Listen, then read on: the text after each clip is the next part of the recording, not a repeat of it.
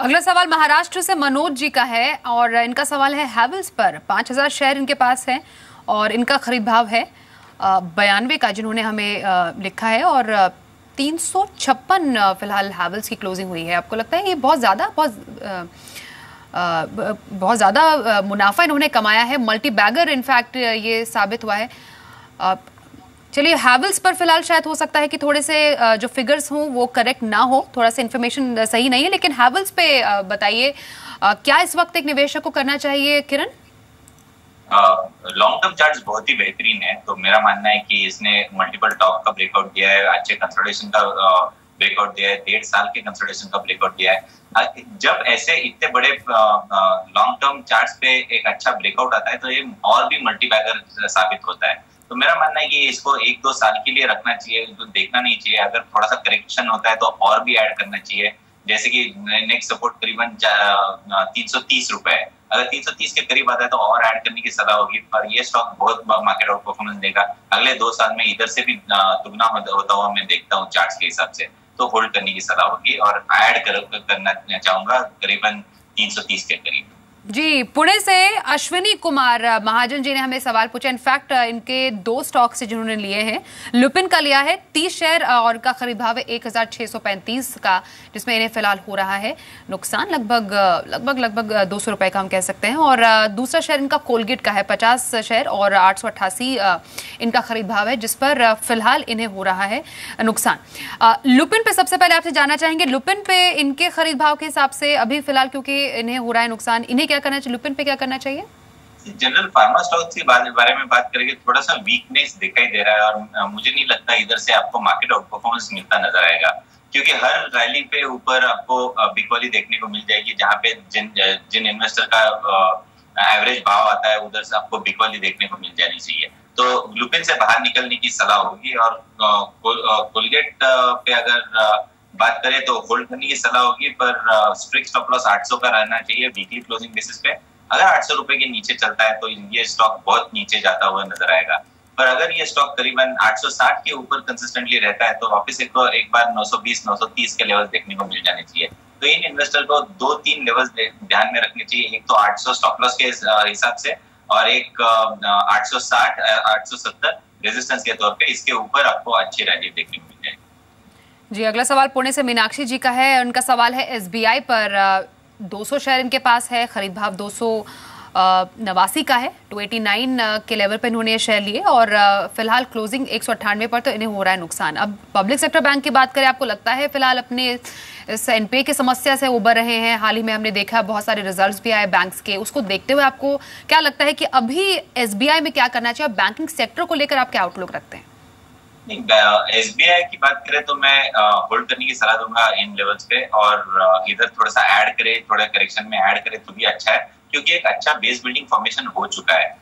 जो 150 रुपए के करीब आया था फरवरी महीने में, वो एक बेस था लॉन्ग टर्म चार्ट्स के हिसाब से।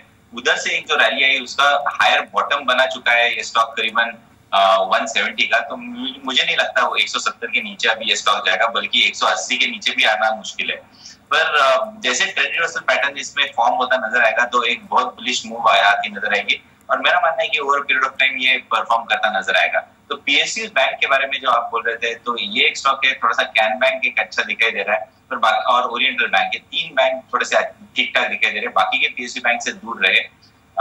एक यूनियन बैंक है थोड़ा सा ठीक ठाक दिखाई दे रहा है, पर इधर जो आपका जो फायदा होगा उससे ज्यादा आपको प्राइवेट सेक्टर बैंक्स में होता नजर आएगा, क्योंकि और ये अभी महंगे हैं, पर महंगे से और भी महंगे होते हुए आप देखेंगे, क्योंकि ट्रेंड इज योर फ्रेंड और उसी के साथ आपका निवेश होना चाहिए।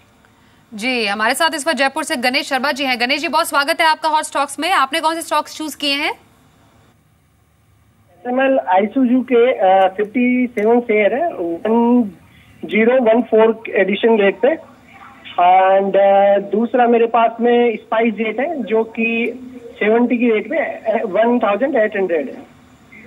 जी, और इन दोनों ही स्टॉक पर बताएंगे आप कितना नजरिया रखते हैं, कब तक रखना चाह रहे हैं? मेरा नजरिया यार लॉन्ग टर्म का है। फिर से बताइए। लॉन्ग टर्म का नजरिया मैं 2 से 3 साल दे सकता हूँ।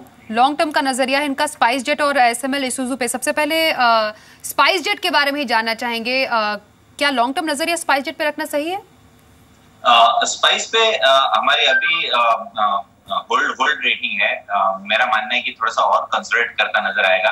रेंज रहेगा करीबन 55 रुपए से करीबन 85 रुपीज, ये रेंज में ट्रेड करना नजर आएगा। अगर इस रेंज में और भी दिन ये स्टॉक गुजारता है तो इधर से बहुत बड़ी मूव आपको देखने को मिल जाएगी, पर ये देखना होगा कि इस रेंज में कंसोलिडेट करता है नहीं। तो अभी के लिए स्टॉप लॉस में 55 रुपए के नीचे यानी 50 रुपए में रखने के लिए सलाह दूंगा। इधर से अगर ये और 2-3 महीने इधर इसी रेंज में अगर कंसोलिडेट करता है, थोड़ा टाइम करेक्शन करता है, तो एक अच्छी मूव आपको देखने को मिल जाएगी। दूसरा स्टॉक का नाम क्या बोले?